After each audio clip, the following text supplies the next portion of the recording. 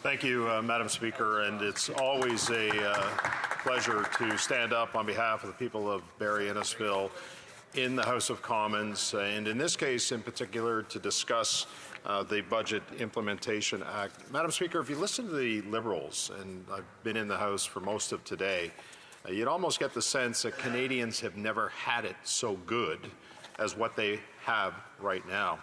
And the member from Ajax stood up before, and I recall asking him a question about Canada's productivity. We're seeing productivity decline, investment decline, capital investment decline, other than government investment, decline to a point where our productivity is heading into developing nation status right now. The ability of Canadians to obviously have some sort of lifestyle or provide for a quality of life for themselves is clearly diminishing after 9 years of this now NDP Liberal government. And there is not one day that I'm in my Barrie Innisfil office, not one phone call, not one email that is telling me that their life is better after 9 years of this NDP Liberal government. In fact, Madam Speaker, I would say that we spend most of our time, and my staff in my Barrie Innisfil office, walking people in off the ledge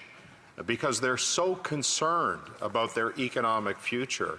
I recall a couple of months ago, I had a senior come into my office who had to renew his mortgage.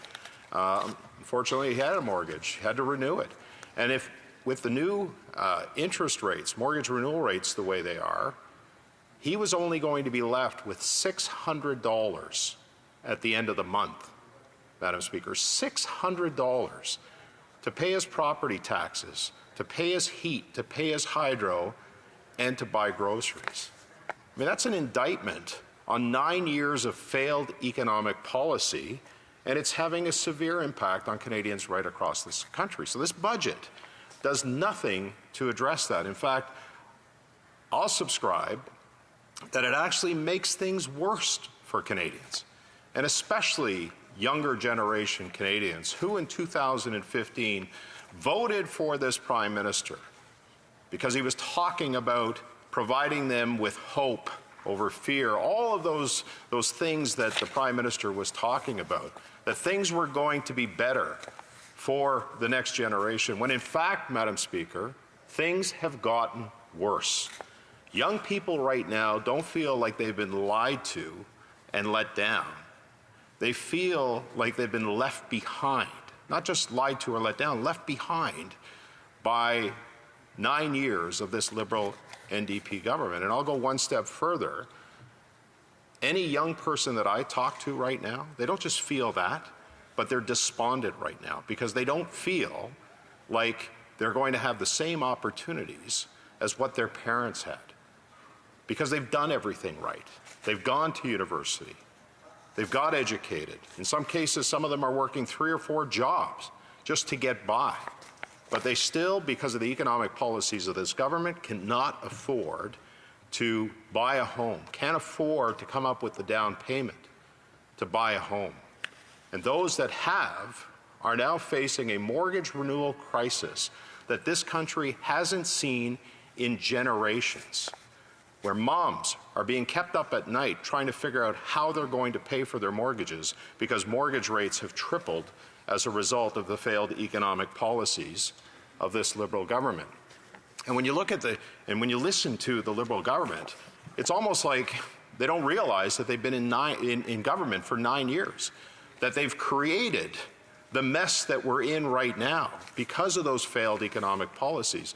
Madam Speaker, when you inject as much liquidity into the system and you create as much debt and deficit that we're dealing with right now, what do you think is going to happen? And the Leader of the Opposition was predicting this 3 or 4 years ago, that we were going to see interest rates increase as a result, because the only lever that the Bank of Canada has to curb inflation is to raise interest rates. And we've heard from former Liberal finance ministers, from former Bank of Canada governors that keep saying the same thing. It's almost as if the Bank of Canada is pressing on the brakes while this Liberal government is pouring more fuel on the inflationary fires. And no greater example of that than is within this budget. $40 billion in additional spending. $56.1 billion in interest costs just to service the debt, a debt that has been doubled by this Prime Minister because of his insatiable appetite to spend, putting at risk the economic prosperity of millions and millions of young Canadians, including my kids, Madam Speaker. $56.1 billion. That's more than we spend in healthcare transfers to the provinces, and it's almost an equal amount to what we take in on the GST. And it was former NDP leader Thomas Mulcair who said just shortly after the budget that the GST, which is designed to pay for many of the services that Canadians rely on every time somebody goes out and fills up their car with gas, goes out for dinner, buys a ticket to something, they pay the GST, and they pay it knowing that it's designed to go towards providing for that social safety net that Canadians rely on in this country. But right now, Madam Speaker, almost every single penny of the GST is going towards servicing the cost of the debt accumulated by this Prime Minister and this failed NDP Liberal experiment. And as Tom Mulcair said, it's no longer the GST, it's the DST, the debt service tax. And he couldn't have been more correct, Madam Speaker. And so this generational fairness that this government is hiding behind, this generational mess that they've created for younger Canadians, is not going to be fixed by this budget. It's going to be fixed, Madam Speaker, by a government that lives within its means, a government who focuses on the revenue side of the ledger rather than just solely the expense side of the ledger. And what I mean by that is not attacking those income-producing sectors of our economy that have historically created great wealth for our nation, like our natural resource sector, like our agriculture sector. All of those have contributed greatly to not just providing for that social safety net, but also to being able to provide for Canadians as well. And in the natural resource sector, Madam Speaker, we have a big role to play in providing clean Canadian energy to the rest of the world. And no greater example of that was when the President of Germany came to Canada begging for LNG. It's the #1 issue, energy security, that Europe is facing right now.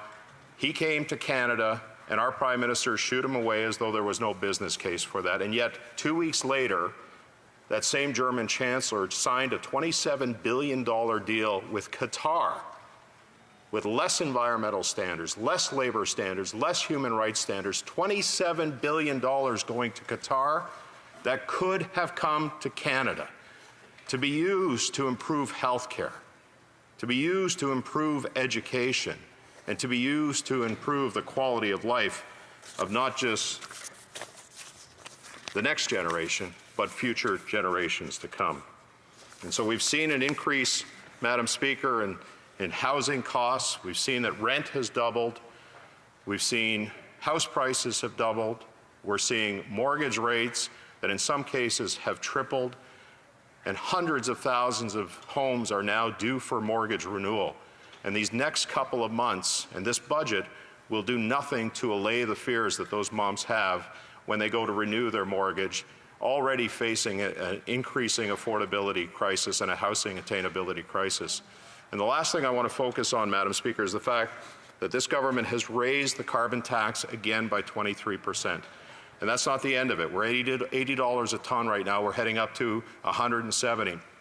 After the 2019 election, this government said that it would never go up past $50 a ton. We're already past that point. And it's expected to double, Madam Speaker, which is going to increase the cost of everything, the necessities of life.